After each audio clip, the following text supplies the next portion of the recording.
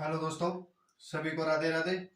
मैं SK gather आपका दृष्टि यूट्यूब चैनल में स्वागत करता हूं, अभिनंदन करता हूं।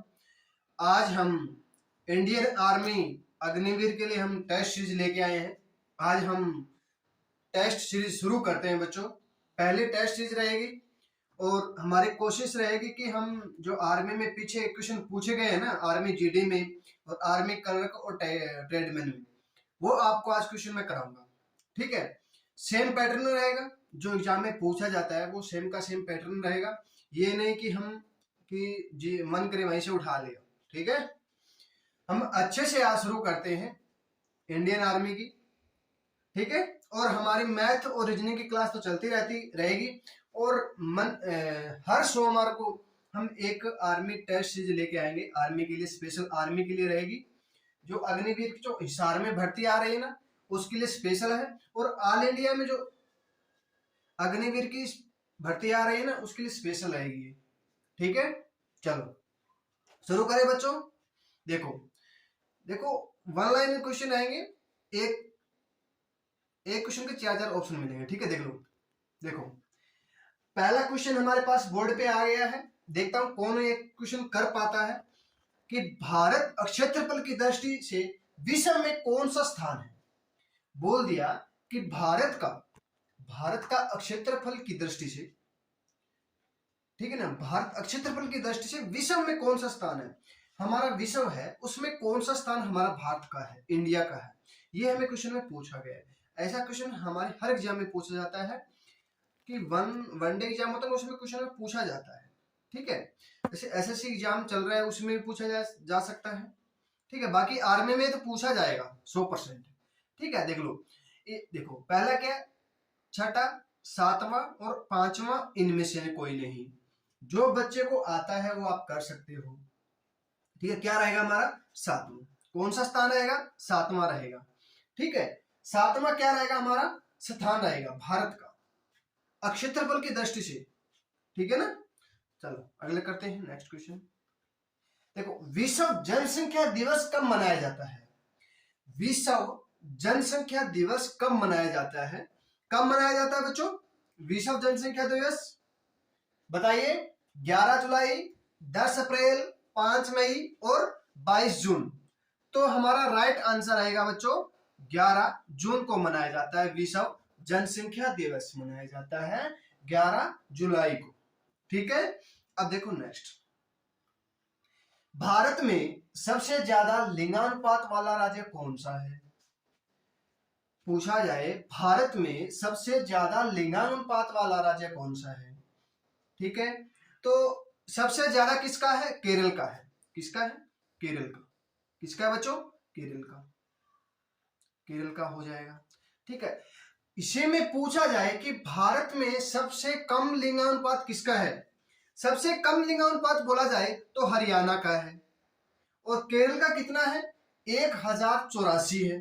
केरल का कितना है, 1084 है। और हरियाणा का पूछा जाए, देखता हूं कौन कौन एक क्वेश्चन का जवाब दे रहा है। ठीक है, हरियाणा का पूछा जाए ना, तो हमें क्या करना है, 879। ठीक है, 879। और केरल का पूछा जाए तो 1084। ठीक है, चलो अब करते हैं नेक्स्ट। नीला ग्रह कौन सा है। नीला ग्रह कौन सा है।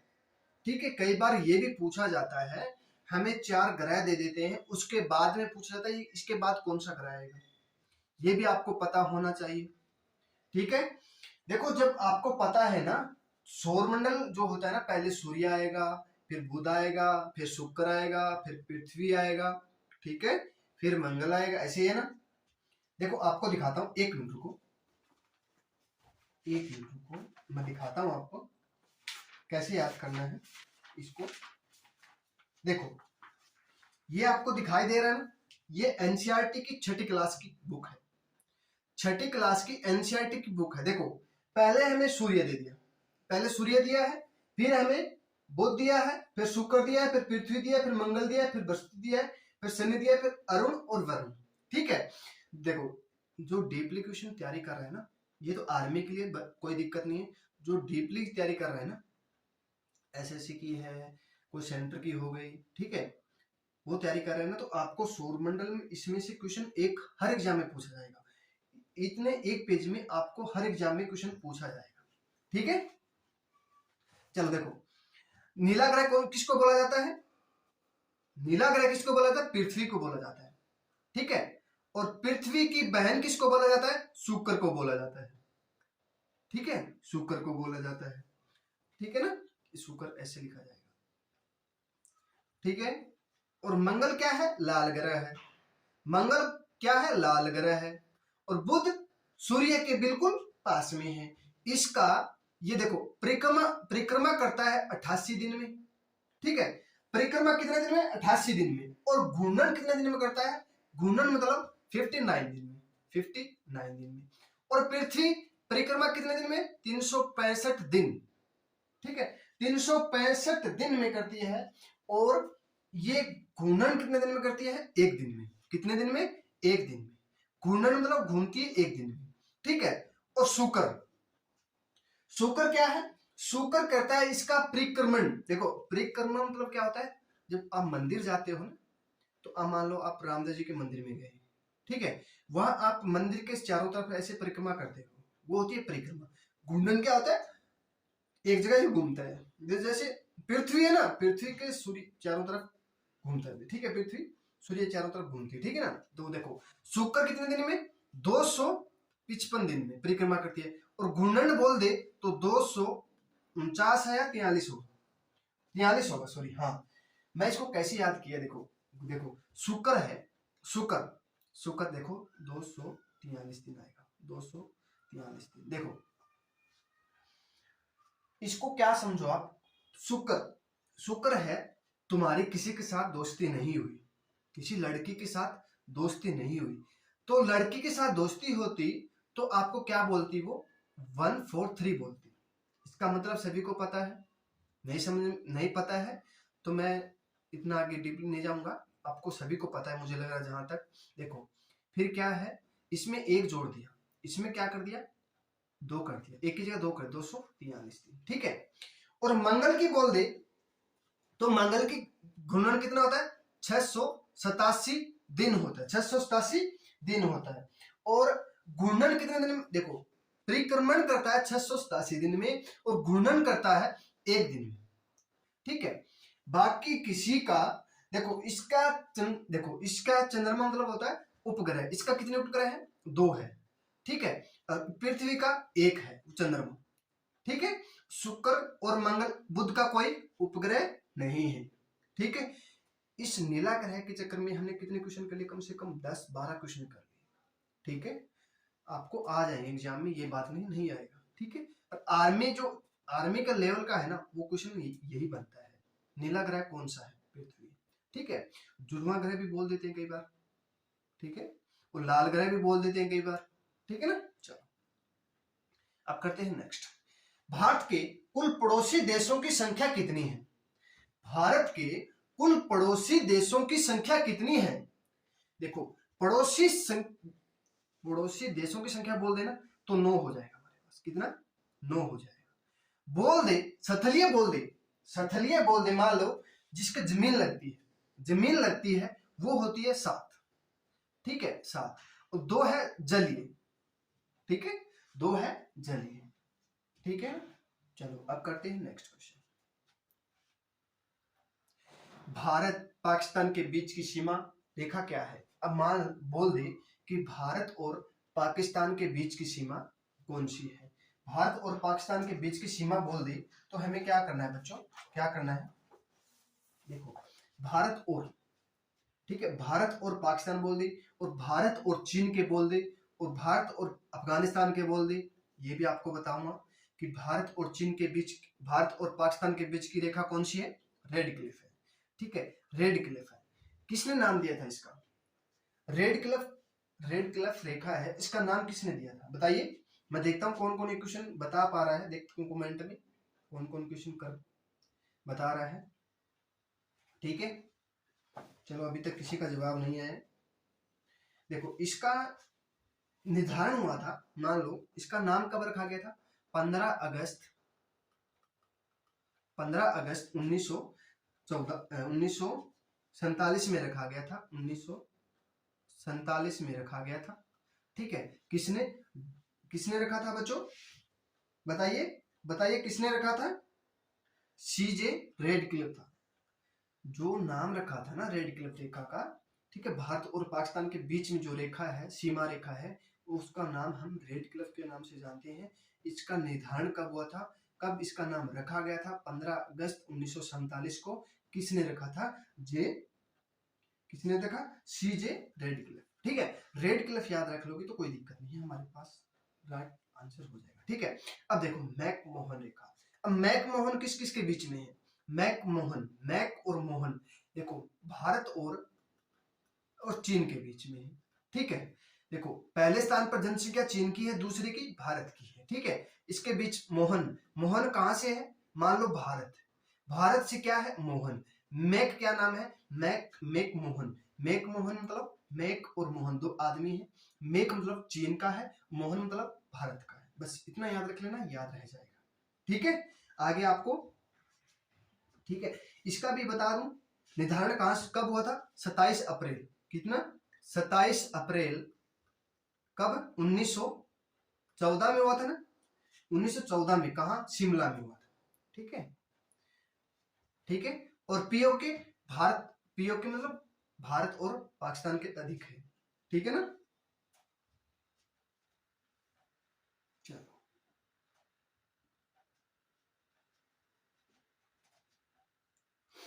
देखो ये है ना पीओके, पीओके है भारत का हिस्सा है, भारत की जगह है, पर पाकिस्तान ने लेके रखी। ठीक है, चलो अब करते हैं नेक्स्ट क्वेश्चन। पृथ्वी पर जल का भाग कितना है? पृथ्वी पर जल का भाग कितना है? ये हमें क्वेश्चन में बोला गया कि पृथ्वी पर जल का कितना भाग है? 71%। कितना? 71%। तारे टिमटिमाने का कारण क्या है? तारे किस कारण टिमटिमाते हैं? टिमटिमाते हैं। ठीक है, ये दे दिया है टाएगा, टिमटिमाते हैं। ठीक है, प्रकाश का अपवर्तन के कारण, प्रकाश का परिवर्तन के कारण, अपवर्तन, परिवर्तन और प्रकीर्णन के कारण, इनमें से कोई नहीं। बताइए, देखता हूं कौन कौन कर पाता है। देखो प्रकाश का अपवर्तन के कारण, ये देखो रात में कई बार चमकते हैं ना, रात में आप उठ के देखना कि तारे क्यों चमकते हैं? प्रकाश के अपवर्तन के कारण, प्रकाश के अपवर्तन के कारण। ठीक है, अब देखो अंतरिक्ष में प्रवेश करने वाली प्रथम भारतीय महिला कौन थी? बोले कि प्रथम महिला कौन थी? भारत की पूछा है, ना कि विश्व की पूछा है। भारत की पहले महिला कौन थी? कल्पना चावला। कहां से थी ये? हरियाणा से थी। हरियाणा में कहा? करनाल में। इसकी मृत्यु कब हुई थी? 1, 2, 3 मतलब 1 फरवरी 2003 को हुई थी। और ये गई कब थी? 1967 में गई थी क्या? कल्पना चावला 1967 में गई थी ना, या 97 में? सॉरी, कब गई थी? 1997 में गई थी। हाँ 67 नहीं, 1997 में गई थी। 1997 में गई थी। कहा? अंतरिक्ष में गई थी। ठीक है, चलो अब करते हैं नेक्स्ट। चंद्रमा पर उतरने वाला प्रथम अंतरिक्ष यान कौन सा था? प्रथम अंतरिक्ष यान कौन सा था बच्चों, जो चंद्रमा पर पहले अंतरिक्ष यान हमने भेजा था? ठीक है, कौन सा था? लूना 16, लूना 6, सॉरी जूना लिख दिया क्या यहाँ पे? लूना आएगा यहाँ। कौन सा आएगा बच्चों? Luna 9, Luna 15। ठीक है, बताइए कौन सा गया था?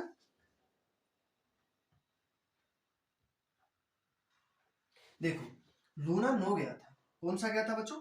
लूना 9। जो अंतरिक्ष में गया था और मानव सहित गया था, वो था 16। ये क्वेश्चन आपके एग्जाम में, हर एग्जाम में पूछा जाता है बच्चों। आर्मी का जो एग्जाम होता है उसमें पूछा जाता है कि कौन सा गया था अंतरिक्ष में पहला गया, तो मानव सहित बोल देना कि मानव सहित, मानव रहित अंतरिक्ष यान, मानव रहित अंतरिक्ष यान बोल दे तो 16 था। ठीक है, चलो वास्को डी गामा भारत कब आया था? इस पे कई वीडियो भी आई थे, शॉर्ट वीडियो, कि वास्को डी गामा भारत कब आया था? जी जाड्डा में आया था। क्या? जाड्डा में आया था। जाड्डा में कैसे? जी हमारे घर में फोटो ला रही थी, उसमें कोट पैंट पहना था। और एक ये मुझे नहीं समझ में आ रहा कि महात्मा गांधी, कभी मैंने उसके कपड़े नहीं देखे, हर एक फोटो में उसकी क्या है, एक धोती है, एक चादर है, बस। उसको ठंडा नहीं लगता था, गर्मी नहीं लगता था, भगवान जाने। ठीक है। कब आया था वास्को डी गामा भारत? 1498 में आया। कब आया था? 1498 में आया था। अब देखो नेक्स्ट, पानीपत का द्वितीय युद्ध कब हुआ था? पानीपत का द्वितीय युद्ध कब हुआ था? और पहला युद्ध और तीसरा युद्ध तीनों पूछे जाते हैं। ठीक है, इसमें हमने तीनों दे के रखे हैं कि बच्चा कंफ्यूज रहे। कि कई बच्चे सोचते हैं कि 1556 में हुआ था, 1761 में भी हुआ था, 1526 में हुआ था, 1566 में। देखो 1526, 1556, 1761। देखो पानीपत का युद्ध 1556, द्वितीय युद्ध 1556 में हुआ था, और पहला हुआ था 1526 में और 61 में। ठीक है, और इसका ऑप्शन ये तो बिल्कुल कट हो गया। तो पहला पूछा जाए तो 1526 में, दूसरा पूछा जाए 56 में, तीसरा पूछा जाए तो 1761 में। जो बच्चे अच्छी तैयारी करते हैं ना, मान लो सीजन की ऐसे कुछ, मान लो कंपटीशन, हार्ड कंपटीशन की तैयारी कर रहे हैं, तो उसमें पूछा जाता है कि पानीपत का युद्ध पानीपत में ही क्यों हुआ था। ठीक है, ये क्वेश्चन बहुत बार पूछा जाता है कि पानीपत का युद्ध पानीपत में ही क्यों हुआ था, और जगह नहीं थी। तीनों युद्ध वहां पे हुआ था। देखो एक तो 26 में हुआ था, 56 में हुआ था, और 1761 में। देखो चलो ठीक है, 56 में और 26 में कोई ज्यादा अंतर नहीं है, मान लेते 30 साल का है। 1761 में तो बहुत साल का अंतर हो गया ना, तो पानीपत में ही क्यों हुआ था। ठीक है, आप देखिएगा आपको मिलेगा। ठीक है, मेरे पास बुक है, उसमें भी है। मैं चलो ठीक है बताऊंगा, ज्यादा टाइम लगेगा, आपको क्वेश्चन करने हैं। 50 क्वेश्चन है। ठीक है ना, आर्मी में 50 क्वेश्चन पूछे जाते हैं। आर्मी कलरक में 25 तो इंग्लिश के होते हैं, और 25 मैथ, रीजनिंग, थोड़ा कंप्यूटर भी पूछा जाता है, साइंस भी पूछा जाता है, इंडिया जीके भी पूछा जाता है। ठीक है, सब पूछा जाता है। चलो, मुस्लिम लीग की स्थापना कब हुई थी? मुस्लिम लीग की स्थापना कब हुई थी बच्चों, बताइए कब हुई थी? मुस्लिम लीग की स्थापना कब हुई थी? 1906 में हुई थी। 1906 में हुई थी। 1906 में हुई थी। भारत पाक युद्ध कब हुआ था? भारत और पाकिस्तान के बीच युद्ध कब हुआ था? कब हुआ था बताइए आप। भारत पाक युद्ध कब हुआ था? गड़बड़ हो गई, हो गई गड़बड़, इसमें ऑप्शन नहीं दिया है।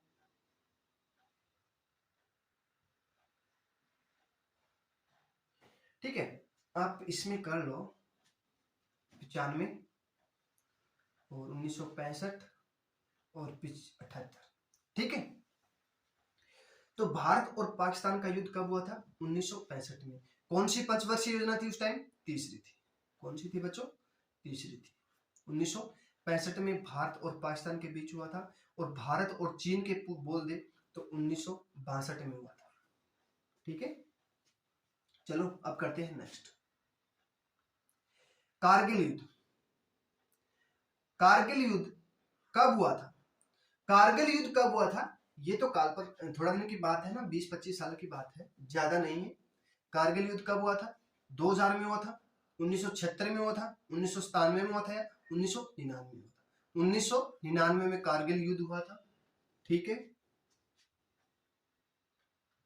देखो भारत का प्रथम हवा से हवा में मार करने वाला जो होता है ना, हवा में हवा, देखो एक तो होता है जैसे हमारे पास बंदूक हो गई। ठीक है, बंदूक हो गई। ठीक है, वो क्या होती है, हम पृथ्वी से हम क्या करते हैं, सामने मार करते हैं। एक होती है हवा में हवा, देखो एक फ्लाइट उड़ रही है, दूसरी फ्लाइट क्या करती है, हवा में मार कर देती है।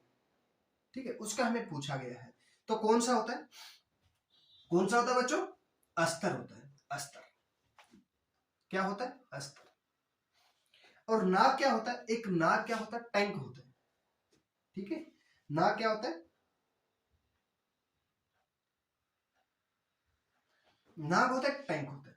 ठीक है, वो बोलते हैं कि दागो और भूल जाओ। नाग क्या होता है? देखो नाग टैंक रोधी होती है, एक मिसाइल होती है नाग। ठीक है, जैसे नाग खाता है, वहां से डसता है, तो हमें क्या होता है कि डस लेता है और भाग जाओ, दागो और भागो। ठीक है, ये हमें दागो और भूल जाओ। जैसे सांप डसता है तो नाग, नाग मतलब सांप होता है, वो डसता है और भूल जाता है, ठीक है, फिर चला जाता है। उसको ये मतलब नहीं कि इंसान मर रहा जिंदा है, ठीक है। चलो, भारत में सबसे बड़ा राज्य कौन सा है?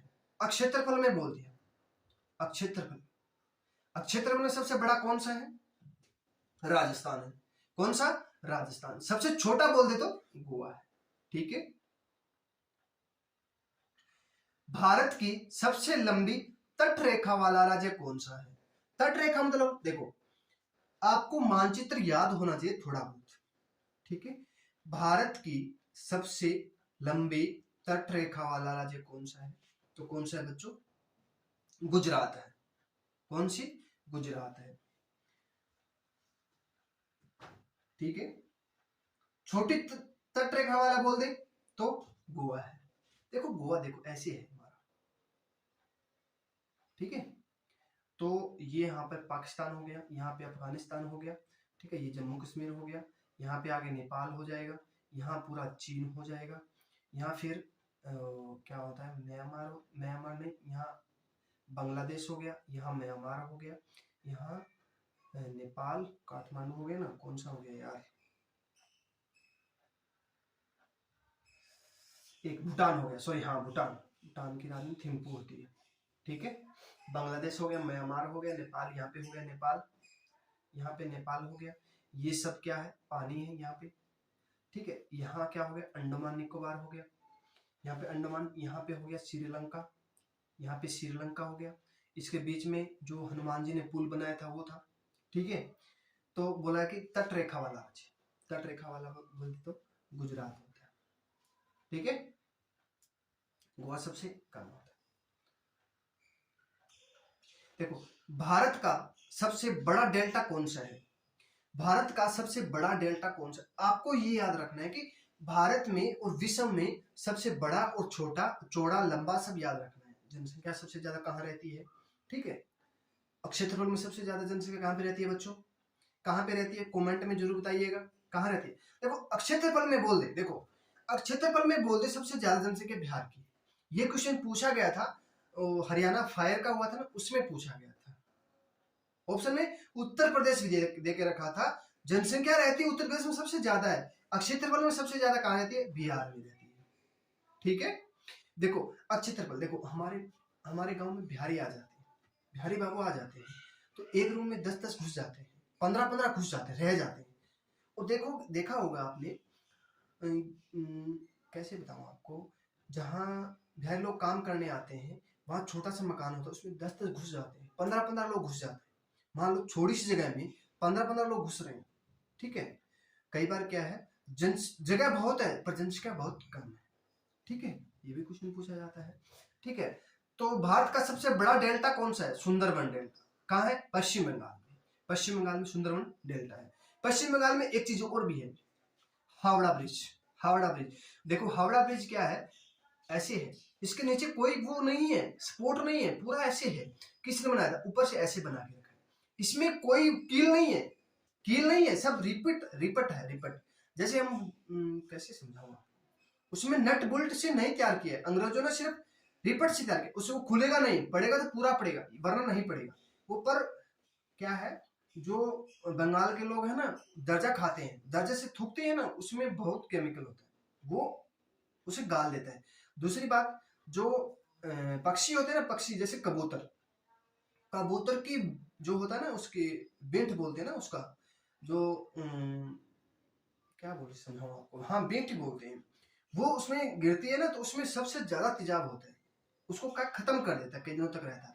बारिश होती है तो वो गलता है, गलता है, फिर उसमें तेजाब होता है, बहुत तेजाब, उसकी वजह से उसको उसमें क्या हो गया, थोड़ा बोले कि ज्यादा भीड़ नहीं होने देते। मैं भी गया हूँ वहां पे, दो बार चला गया हूँ देखने के लिए, ठीक है। रात में देखते हैं तो बहुत अच्छा नजारा आता है, ठीक है। मैं आपको कैसे दिखाऊं, फोटो दिखा दूं, चल ठीक है, आप फोटो देख लेना, साइड में आपको आ गई वो फोटो दिखा दूं, ठीक है।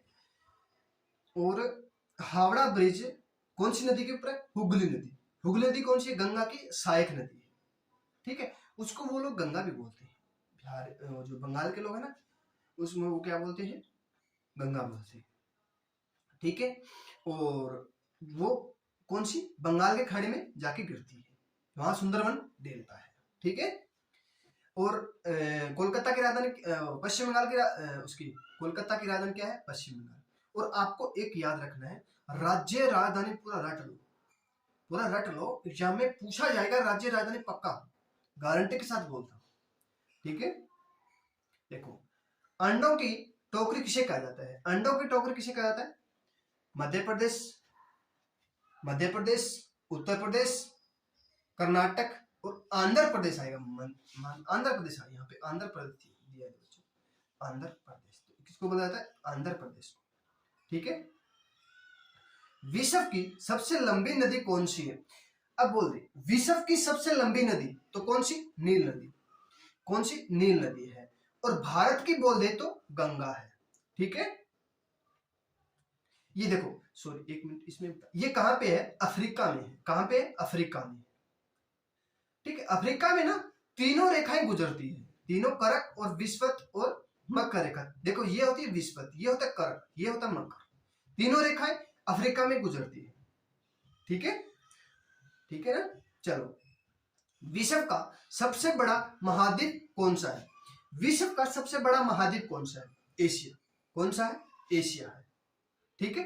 अफ्रीका में तीनों रेखाएं गुजरती है, करक रेखा, मकर रेखा। ये भी क्वेश्चन पूछा जाता है आर्मी में, स्पेशल पूछा जाता है कि तीनों रेखाएं कौन सी को कहां गुजरती है। एशिया भी दे देगा, ऑस्ट्रेलिया भी दे देगा, अफ्रीका भी दे देगा, और यूरोप भी दे देगा। ठीक है। चलो, देखो, वायुमंडल की सबसे निचली परत कौन सी है, देखो वायुमंडल की सबसे निचली परत कौन सी है, आपको दिखाऊंगा कौन सी है, बताइए आप। देखो, मैं आपको वो कौन सा दिखाना था, मैं पिछले वाला क्वेश्चन दिखाऊंगा, आप इतना देखिए।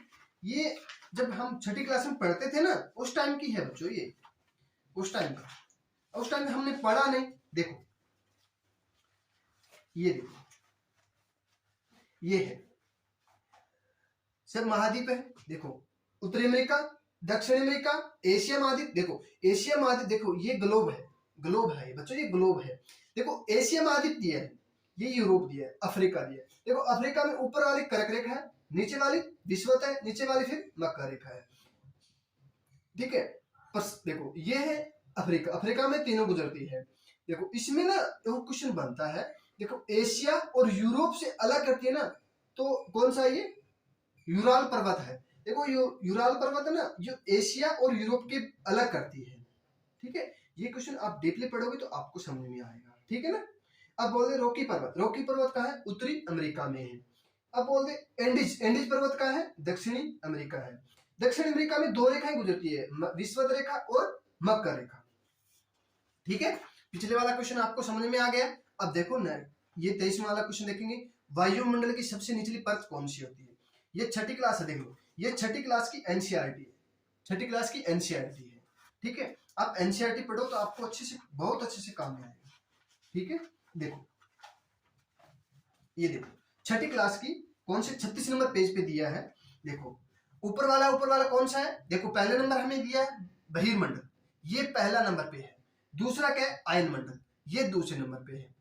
कौन से, दूसरे नंबर पे है। तीसरे नंबर पे क्या है, मध्य मंडल, ये तीसरे नंबर पे है। और समताप मंडल होगा, सॉरी ऊपर से, ये देखो ऐसे बनता है, ये है हमारा वायुमंडल। ठीक है। इसमें ऊपर ऊपर है ना, ये जगह मान लो, ये जगह, ये है बहिर्मंडल, मतलब एक नंबर लगा दिया। ये है पे नीचे 2 नंबर आयन मंडल, ये 3 नंबर है, क्या है, मध्य मंडल। ठीक है। फिर यहाँ पे आ गया 4 नंबर, 4 नंबर क्या हो गया, समताप मंडल। ठीक है। फिर हो गया 5 नंबर पर शोमंडल, शोमंडल। ठीक है। देखो, इसमें बोला जाता है कि वायुमंडल की सबसे निचली परत कौन सी है, निचली परत। देखो, ये हमारा वायुमंडल है, ये हमारा वायुमंडल, ये हमारी पृथ्वी है। पृथ्वी से सबसे नीचे पहला आएगा ना, वो शोभमंडल आएगा, शोभमंडल। ठीक है। फिर आएगा क्या, फिर आएगा समताप मंडल, फिर आएगा मध्य मंडल, फिर आएगा आयन मंडल, फिर आएगा बहिर्मंडल। सबसे ऊपर बहिर्मंडल है, जो अंतरिक्ष में जो हमारे पास मैपिंग करता है ना, मैप देखते हो आप, मैप देखते हो, मैप में आप देखते हो कि घर हमारा रास्ता हमें दिखाता है, वो अंतरिक्ष में जो चलता है ना, क्या बोलते हैं उसको यार, अंतरिक्ष यान चलते हैं ना, वो यहाँ पे चलते हैं, बहिर्मंडल। ऐसे भी पूछा जाता है, देखो आगे क्वेश्चन आएगा उसमें देखो, वायुयान कहाँ उड़ते हैं? वायुयान कहाँ उड़ते हैं? वायुयान कहाँ उड़ते हैं बच्चों? सौरमंडल में, मध्यमंडल में, बहिर्मंडल में या समताप मंडल में? देखो जो होती है ना सौरमंडल में क्या क्या होता है, सौरमंडल में होता है जैसे हमारे थोड़ा नीचे होता है, समताप मंडल में क्या होती है? जहाजें उड़ती है, वायुयान उड़ती है। समताप मंडल में क्या होता है? वायुयान उड़ती है, ठीक है। और मध्यमंडल में क्या होता है? मध्यमंडल में होता है जैसे जो क्या होते हैं उसको यार कैसे समझाऊं, तारा टूटते हैं ना, तारा बोलते हैं कि तारा टूट गया, उल्का पिंड, ठीक है। चलो इतने आपके डीपली नहीं आएगा। भारत का सर्वोच्च सम्मान कौन सा होता है? देखो भारत का सर्वोच्च सम्मान, भारत का सर्वोच्च सम्मान कौन सा है? कौन सा है बच्चों? मरणोपरांत है, भारत रत्न है, ज्ञानपीठ है या इनमें से कोई नहीं? देखो भारत का सर्वोत्तम सम्मान कौन सा होता है? हम जो वैसे कोई अच्छा काम कर रहे हैं उसको हम क्या देते हैं? भारत रत्न देते हैं, भारत रत्न, ठीक है। अब ऐसे भी समझ में आ जाएगा कि भारत रत्न क्या नाम, भारत का रतन नाम का एक लड़का था भारत में, उसको क्या मिला था? भारत रत्न मिला था, सर्वोच्च सम्मान मिला था, ठीक है। देखो भारत रत्न से सम्मानित प्रथम भारतीय महिला कौन थी? देखो प्रथम भारतीय महिला कौन थी बच्चों? प्रथम भारतीय महिला कौन थी बताइए? बिल्कुल आसान क्वेश्चन है। राजीव गांधी थी, इंदिरा गांधी थी, सरोजिनी नायडू थी, इनमें से कोई नहीं। तो पहले भारत रत्न प्राप्त करने वाली महिला कौन थी? इंदिरा गांधी थी, ठीक है। देखो मानव शरीर में कुल कितनी हड्डी होती है? मानव शरीर में कुल कितनी हड्डी होती है? देखो मानव शरीर कौन सा, जैसे आप हो, मैं हूं, आप 6-7 साल के बाद ना कुल 206 हड्डी हो जाती है। पहले कितनी होती है? 310 के करीब होती है। जब छोटा बच्चा होता है ना तब 310 होती है, जब पूरा मनुष्य बन जाता है तो 206 हो जाती है, ठीक है। मनुष्य का हृदय हृदय 1 मिनट में कितनी बार धड़कता है? देखो 1 मिनट में कितनी बार धड़कता है मनुष्य का हृदय? होता है ना जो हृदय होता है पंप करता है, तो 1 मिनट में कितनी बार होता है? 72 बार। कितनी बार? 72 बार। और 1 मिनट में कितनी बार सांस लेते हैं, श्वसन लेते हैं? श्वसन मतलब 16 से 17 बार आएगा, 16 से 17 बार, ठीक है। मानव के मस्तिष्क का वजन कितना होता है? ये क्वेश्चन पूछा गया था पिछली बार, हिसार जो भर्ती हुई थी उसमें पूछा गया था कि मानव के मस्तिष्क का वजन कितना होता है। तो कितना होता है? 1350 से 1400 ग्राम होता है। कितना होता है बच्चों? 1350 से 1400 ग्राम होता है। ये क्वेश्चन बहुत बार पूछा जाता है, ठीक है।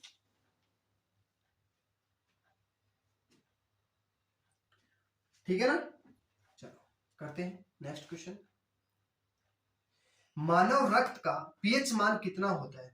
मानव के रक्त का पीएच मान कितना होता है? ये भी पूछा जाता है, ये अम्लीय होता है या क्षारीय होता है?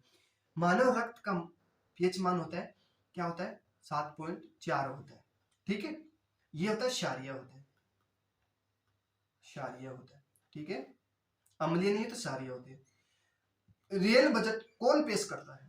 रेल बजट कौन पेश करता है? प्रधानमंत्री करता है, मुख्यमंत्री करता है या राज्यपाल करता है या रेल मंत्री करता है? जो रेल का काम होता है ना जो रेल मंत्री ही करेंगे, ठीक है, रेल मंत्री करेंगे।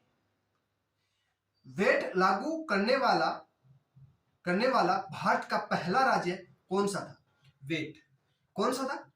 हरियाणा था। कौन सा था बच्चों? हरियाणा था। मध्य प्रदेश नहीं था, उत्तर प्रदेश नहीं था, केरल भी नहीं था। कौन सा था? हरियाणा था। अब देखो नेक्स्ट, भारत में राष्ट्रीय ध्वज की लंबाई व चौड़ाई का अनुपात कितना है? ये क्वेश्चन बहुत अच्छा है बच्चों, पूछा जाता है एग्जाम में। ये क्वेश्चन आपने गलत कर दिया तो मान लो आपको कुछ नहीं आता है। क्या? कुछ नहीं आता। देखता हूं कौन कौन ये क्वेश्चन कर पाता है, ठीक है। आपको एक अच्छे से बता दूंगा कि चौड़ाई और लंबाई, इसमें ये भी दिया होता है, रटना मत, इसको रटना मत, थोड़ा सा समझ लो।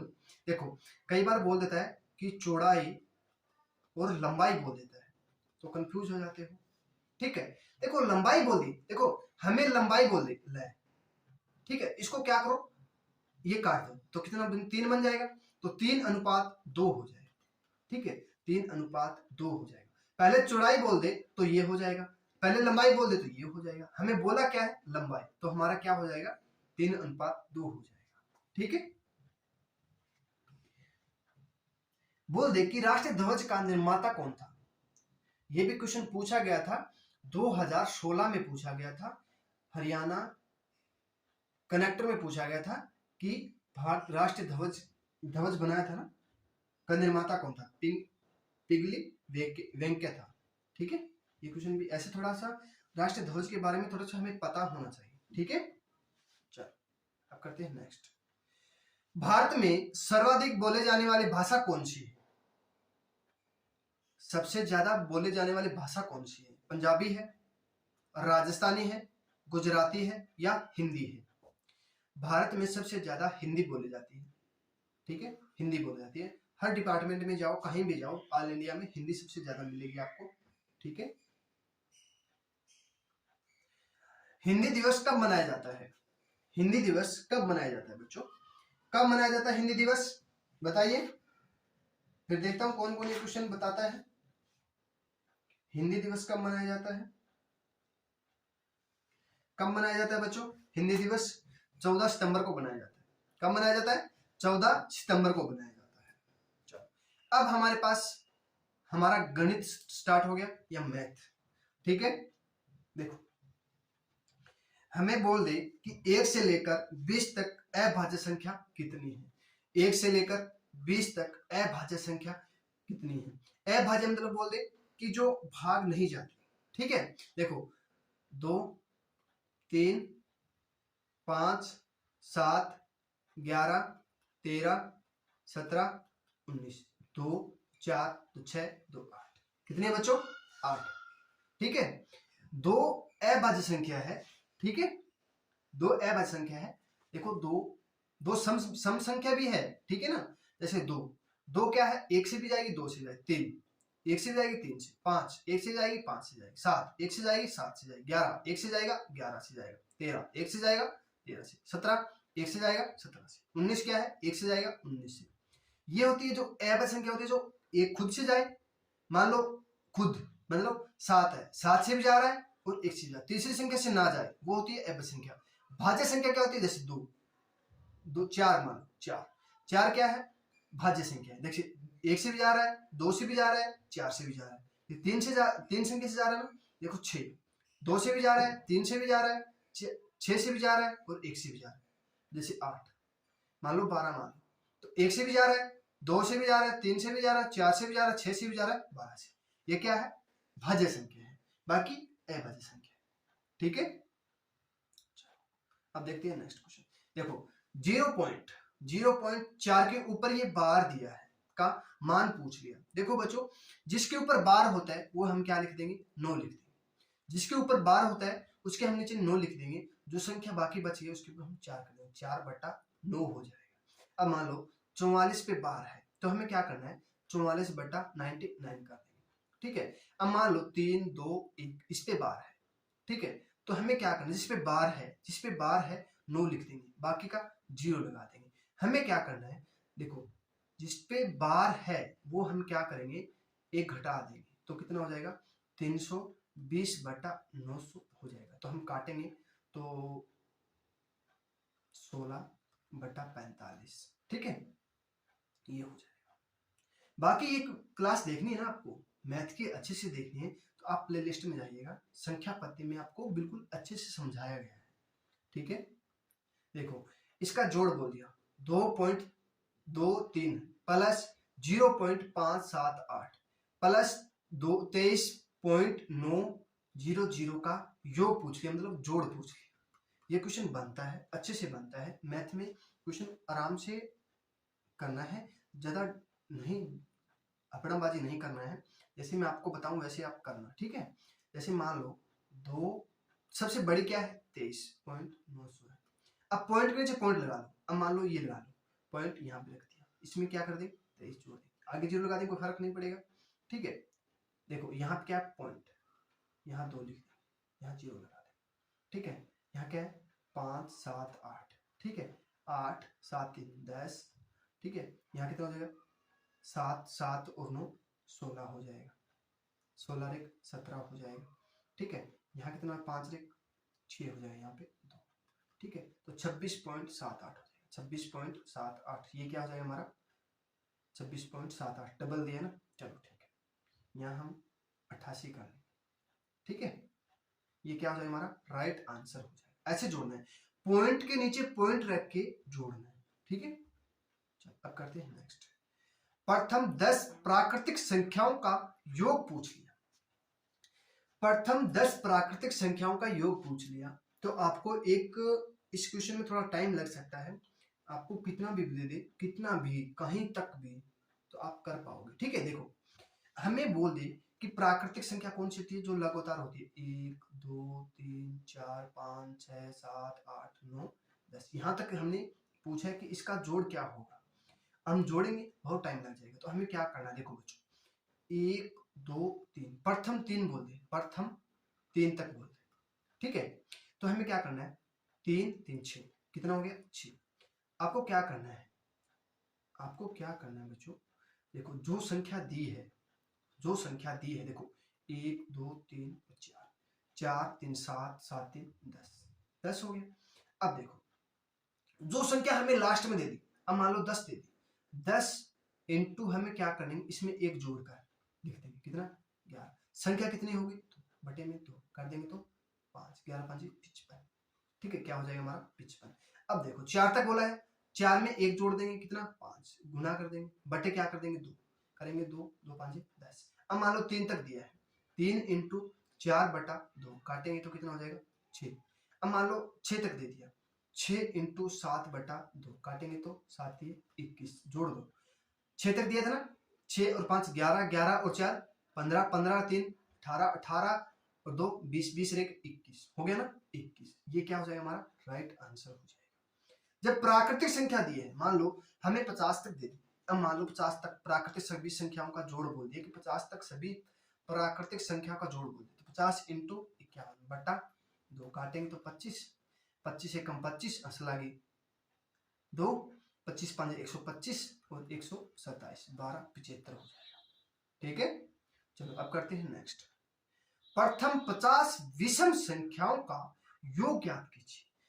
प्रथम 50 विषम संख्याओं का योग ज्ञात कीजिए, तो हमें कैसे करना, देखो प्राकृतिक संख्या भी बता दिया, अब देखो विषम संख्या।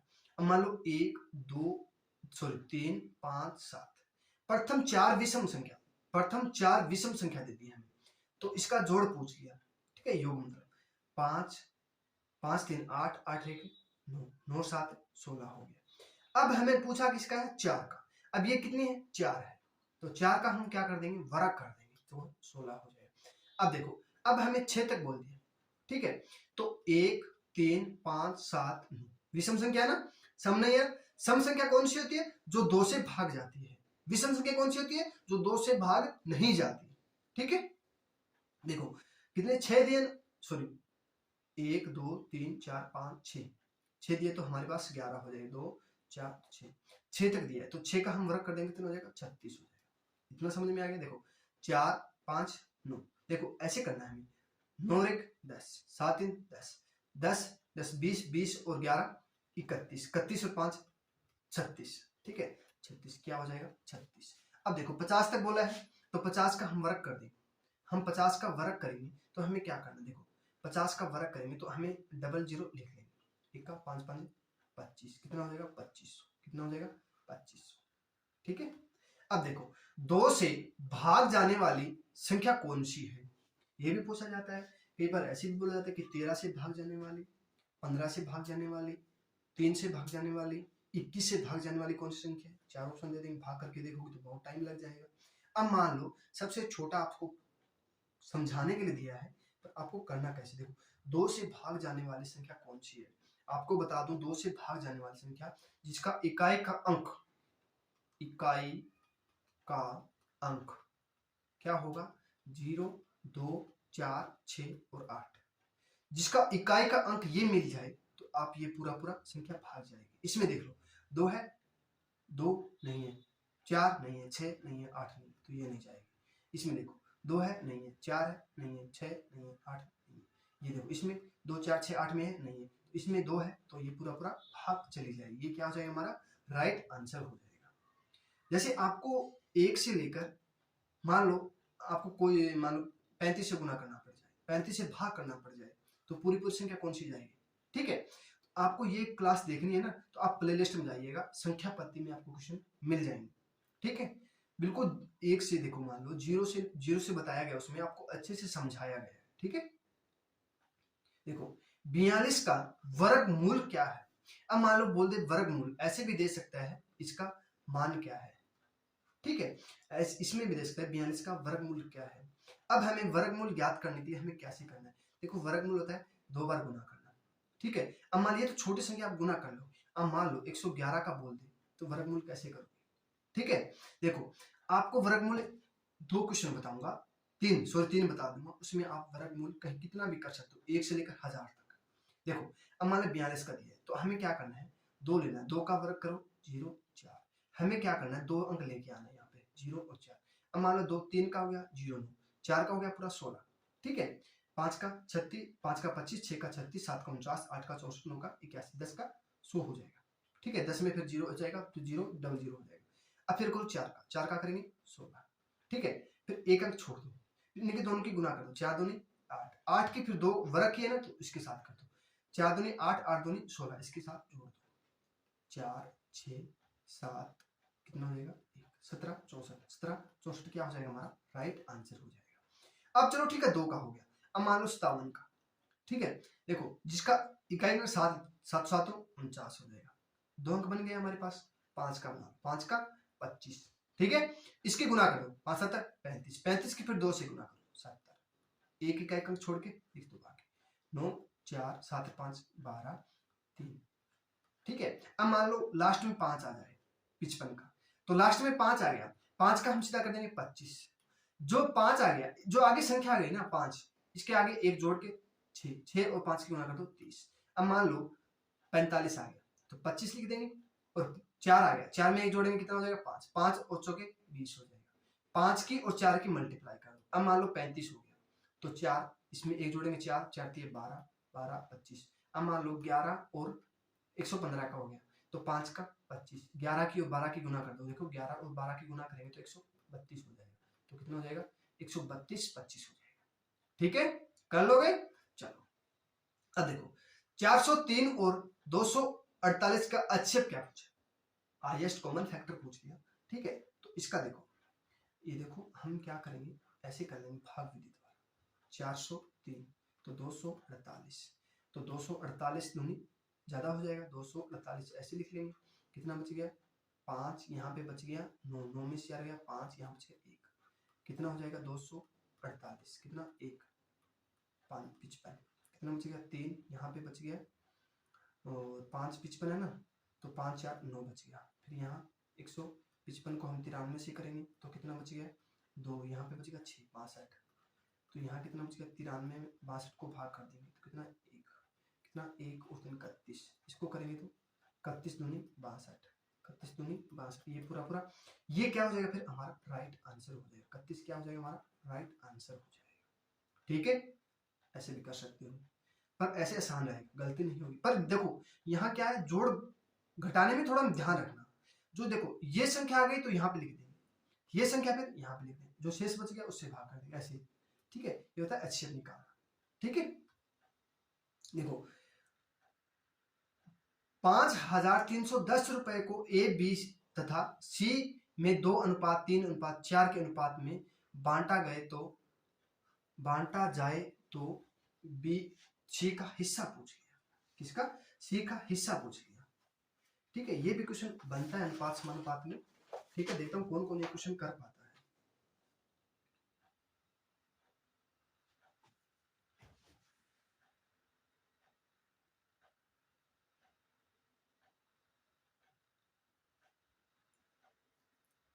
पाँच 7 9 करेंगे तो 9, एक मिनट मैं देखता हूँ बच्चों, ऐसे ही हुआ क्या।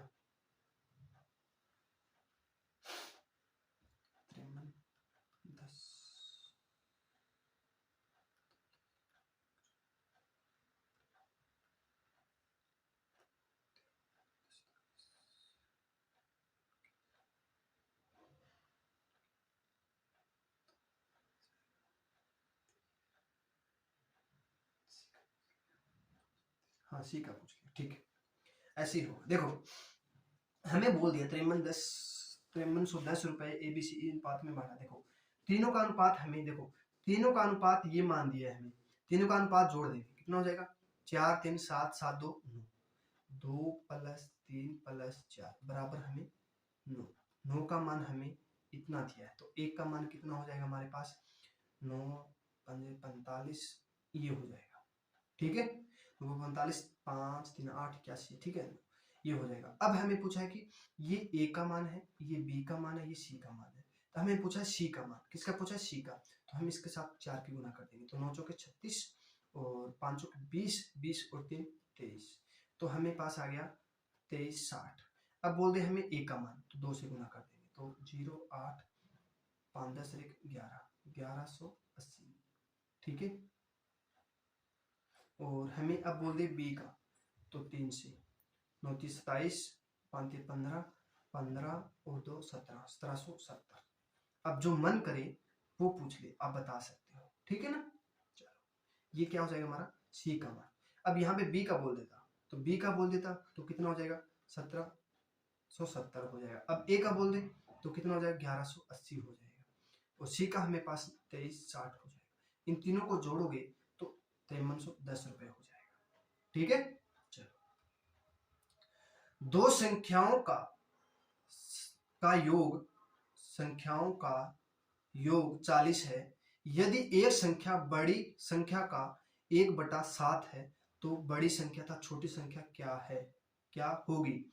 बड़ी संख्या और छोटी संख्या, दो संख्या हमें दे दी, जैसे a + b, तो हमें 40 दिया है, तो 1/7 कुल कितना हो गया 8, 8 बराबर हमें 40 दिया, तो 1 बराबर कितना हो जाएगा 5, तो 1/7 दिए, तो इसके साथ 5 की गुना कर दो, इसके साथ कितना 5 × 5 5 7 35, इसमें देखो 35 5 दिए 35 और 5, ये क्या हो जाएगा हमारा राइट आंसर। इनका जोड़ देख लो 40, इसका जोड़ 50, इसका जोड़ 40 दिया है, इसका जोड़ 50 दिया है, तो जोड़ भी 40 दिया, ये भी हो सकता था ये भी, तो हमने निकाला था क्या 35 और 5, ये क्या हो जाएगा राइट आंसर हो जाएगा, ठीक है। चलो अब करते हैं नेक्स्ट। 1600 रुपए 3% वार्षिक साधारण ब्याज की दर से 3 वर्ष का साधारण ब्याज ज्ञात कर। ब्याज दिया है, देखो 1600 रुपए दे दिया हमें, कितने 3% की दर से, 3% की दर से, ठीक है। 3 साल के लिए दिया है, कितने 3 साल के लिए दिया ना, 3 साल के लिए, ठीक है। ये हो गया हमारे पास 1 साल का, हम 3 साल का निकालेंगे तो हम 3 से गुना कर देंगे, 2 0 से 2, 16 3 48, 48 3 कितना हो जाएगा 154 हो जाएगा, 8 24 तो 154 रुपए हो जाएगा, ठीक है। देखो हमें बोल दे कि 2500 रुपए का हमें 10% की ब्याज की दर से 1 वर्ष का कितना हो जाएगा, तो हमारे पास 250 रुपए हो जाएगा, ठीक है। चलो अब करते हैं नेक्स्ट। ADGJ का अगला पद कौन सा होगा, यहां पूछ लिया कि कौन सा पद आएगा। देखो आपको ABCD याद करना नहीं है, ठीक है, आपको थोड़ा सा बता देता हूं कैसे याद करना। देखो पहले आप इजोटी नाम EJOTY, ठीक है, इजोटी ये जे दिया, तो 5 10 15 20 और 25, देखो 5 10 15 20 25, 5 का पढ़ा याद रह जाएगा, ठीक है। अब मान लो ABCD तक 4 हमें याद रह जाएगा, 5 इसमें आ जाएगा, 6 देखो F, आपको बंद कर दो कितना बनेगा 6 बन गया, FG जी ऐसे लिखा जाएगा जी, ठीक है। तो ये हो गया 7, ये हो गया 7, H को क्या कर दो ऊपर से बंद 8, ठीक है। फिर I को क्या करेंगे, छोटी I लिखते हैं तो 9 लिखते हैं, ये हो गया। 10 में क्या हो गया G हो गया। K मतलब बोलते हैं कि 11वां अक्षर K है, 11वां अक्षर K है, और L K 11वां हो गया, 12 नंबर L, देखो हम बोलते हैं कि टवेलो को हम बोलते हैं 12, टवेलो L लास्ट में आ रहा है टवेलो, ठीक है। फिर अम को हम क्या करेंगे 3 लिख देंगे, फिर क्या हो जाएगा 13, हम फिर बोलते 13 मेरा मन, 14 13 14, ठीक है। ओ आ गया 15 पे, ठीक है। 16 पे क्या हो जाएगा पी, देखो पी को हम क्या करेंगे 6 बना लेंगे, तो 16 आ जाएगा पी, फिर क्या हो जाएगा क्या, ठीक है, ये हो जाएगा ऐसे, ये हो जाएगा क्या, ये कितना है 7 दिया, ये कितना दिया है 7, तो हम इस तरह हो जाएगा पी क्यू आर, आर कितना हो जाएगा, इसको बंद कर लो, कितना 8 18। एस, एस को क्या करेंगे, देखो एस लिख रहे हैं तो देखो एस ऐसे दिख रहे हैं ना, इसको बंद कर लो, कितना 19, ये कितना हो जाएगा 19, 19 हो गया ना, ठीक है। देखो एस लिख रहे हैं, मान लो एस ऐसे लिख रहे हैं तो 9 बन गया, ऐसे 9 बनता है ना, ठीक है। एस फिर टी, टी 20 मैच होता है, टी 20 मैच होता है, मतलब टी 20 मैच होता है तो 20 20 आवर का होता है 21। टी यू होता है ना, यू ऐसे एक बार नहीं उठा रहे ना, ऐसे एक बार नहीं उठाए तो एक हो जाएगा 21। तो वी, वी कैसे, देखो दो दो कर रहे हैं ना, एक ऐसे एक ऐसे, तो कितना हो जाएगा 22। फिर डब्ल्यू, डब्ल्यू का हम 3 बना सकते हैं तो कितना 23। एक्स, एक्स मतलब एक्स को कैसे याद रखेंगे, आप जाओ हॉस्पिटल, हॉस्पिटल जाओगे तो एक्सरे वाला मशीन होता है, वहां पे क्या लिखा है 24 घंटे एक्सरे उपलब्ध है, क्या 24 घंटे एक्सरे उपलब्ध होता है, ठीक है। 24 घंटे एक्सरे उपलब्ध होता है तो 24 हो जाएगा। वाई, वाई यहाँ पे आ गया, ठीक है, वाई 25 पे, और जेड पे क्या हो जाएगा 26। अब देखो 1 1 4 7 10 हो गया, इसका अंतर ले लो 3, इसका अंतर 3, इसका अंतर 3, तो आगे अंतर 3 हो जाएगा तो कितना हो जाएगा 13। 13 पे क्या था 3 ऐसे बन रहा था, या तो अम बन रहा था या फिर डब्ल्यू, तो अम तो पास में है तो 13 हो जाएगा, यहाँ पे क्या हो जाएगा अम, ठीक है, ये क्या हो जाएगा राइट आंसर हो जाएगा। देखो आप 72 किलोमीटर की चाल से जा रही एक रेलगाड़ी किसी व्यक्ति को 18 सेकंड में पार कर जाती है, तो रेलगाड़ी की लंबाई ज्ञात कीजिए। देखो 72 किलोमीटर है, क्या 72 किलोमीटर दिया है, तो हमें सेकंड में पार करना है तो ट्रेन की लंबाई पूछ ली, ठीक है। अब देखो 18 5, ठीक है, 5 10 5 35 36, ठीक है। अब देख लो 18 सेकंड में पार कर जाती है। देखो आपको ये क्लास ये क्वेश्चन होती ट्रेन वाला देखना ना, आप मेरी प्लेलिस्ट में जाइए रेलगाड़ी वाला, एक भी सूत्र नहीं लगा के रखा है, सीधा बताऊंगा आपको। देखो 18 सेकंड में पार करती है, ये किलोमीटर दिया है, यहाँ पे मीटर सेकंड दिया है, सेकंड में दिया है, ठीक है। हमें क्या ट्रेन की लंबाई ज्ञात करनी है, ये ट्रेन दे दिया, ये देखो 18 सेकंड में पार कर जाती है रेलगाड़ी एक व्यक्ति को पार करी, मान लो खुद को पार कर रही है, ठीक है, तो 18 सेकंड में पार करी है, तो 18 सेकंड में पार करी तो मान लो 18 5, ठीक है, 18 5 36 10, ऐसे आपको बताया है। 36 आ जाए तो 10 करना है, 18 है तो 5 54 तो 15, ऐसे हमारे 54 सेकंड में पार कर जाती है तो 15 किलोमीटर हो जाएगा, ठीक है, 15 हो जाएगा सेकंड, ठीक है। तो हमें पूछा है कि ट्रेन की लंबाई पूछ लिया कितने मीटर की है, देखो 18 5 हो जाएगा, 18 5 हो जाएगा, तो आप क्या करो 72 किलोमीटर दिए तो 72 इंटू 5 कर लो, कितना हो जाएगा 5 9 10 7 5 35 36 360 मीटर की हो जाएगी, 360 मीटर की क्या हो जाएगी रेलगाड़ी हो जाएगी, ठीक है। देखो बिल्कुल आसान क्वेश्चन है, ना सोच लगा है इसमें। आप ये क्वेश्चन देख, मान लो ये कैसे क्वेश्चन करना चाहते हो तो आप प्लेलिस्ट में जरूर जाइएगा, उसमें देख लीजिएगा ट्रेन वाला, उसमें आपको अच्छे से समझ में आ जाएगा, ठीक है।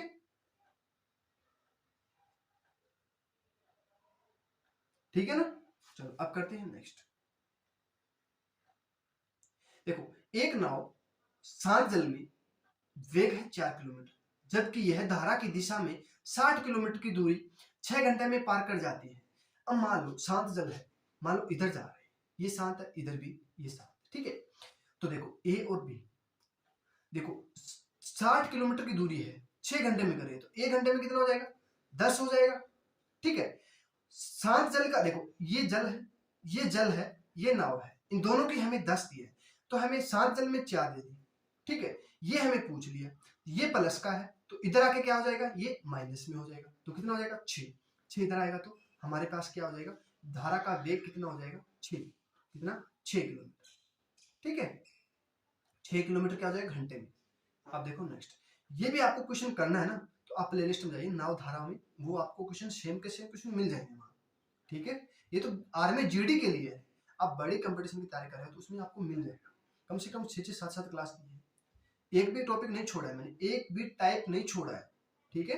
देखो ए अनुपात बी 2:2 दे दिया, बी अनुपात सी 2:3, तो बी का अनुपात ज्ञात कीजिए। देखो हमें क्या करना है, हमें उल्टा एन कुछ नहीं बनाना है, तो हमें ए लिख लेंगे, यहाँ बी लिख लेंगे, यहाँ सी, तो देखो ए बी का मान कितना दे दिया 2:2 दे दिया, 2:2 लिख लेंगे, हमें सी का मान नहीं दिया। अब देखो दूसरे में क्या दे दिया बी और सी, तो हम नीचे क्या कर देंगे 2:3, देखो ये बच गया ना, यहाँ लिखना है, ये बच गया सेम का सेम यहाँ लिख देंगे, ये सेम यहाँ खाली स्थान बच गया तो यहाँ पे लिख देंगे, ठीक है, 3 दूनी 6, 2 दूनी 4, 2 दूनी 4। अब पूछा किसका है, बी का अनुपात ज्ञात कीजिए। ए बी, एक मिनट रुको बच्चों, कहाँ गड़बड़ी हो गई यार।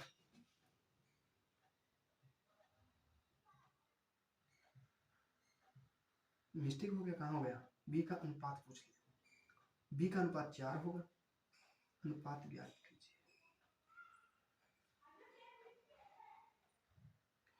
देखो इसमें ना थोड़ा सा और मुश्किल है। देखो अनुपात का वर्ग पूछ लिया, वर्ग ज्ञात कीजिए, ये पूछा इसने। ठीक है, ए बी सी तीनों का अनुपात हमारे पास आ गया। ए का मान 4 हो गया, बी का 4 और सी का 6 हो गया। अब हमें पूछ लिया कि बी का अनुपात का वर्ग ज्ञात कीजिए। तो बी का अनुपात क्या है, 4 है। बी का मान कितना, 4, सी का 6 और ए का 4। तो बी का कितना हुआ, 4, 4 का हम वर्ग कर देंगे तो कितना हो जाएगा, 16। 16 क्या हो जाएगा हमारा राइट आंसर हो जाएगा।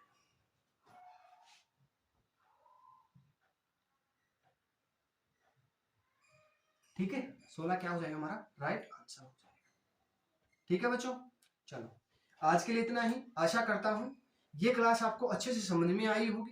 तो आप लाइक कीजिए, शेयर कीजिएगा, और जो भी बच्चा आर्मी की तैयारी कर रहा है वो अपने चैनल को सब्सक्राइब कीजिएगा और लाइक कीजिएगा, जितना हो सके उतना शेयर कीजिएगा। और ऐसे ऐसे मॉडल टेस्ट पेपर आपको हर सोमवार को लेके आऊंगा, हर सोमवार को, ये नहीं कि छोड़ दूंगा। हर सोमवार को जो आप कर पाओगे ना, 50 मॉडल टेस्ट पेपर आपको दे दूंगा। उससे बाहर आ जाए तो मुझे बोल देना कि सर इससे बाहर आ गया। ठीक है, आर्मी के लिए। चलो, जय हिंद, जय भारत माता की जय।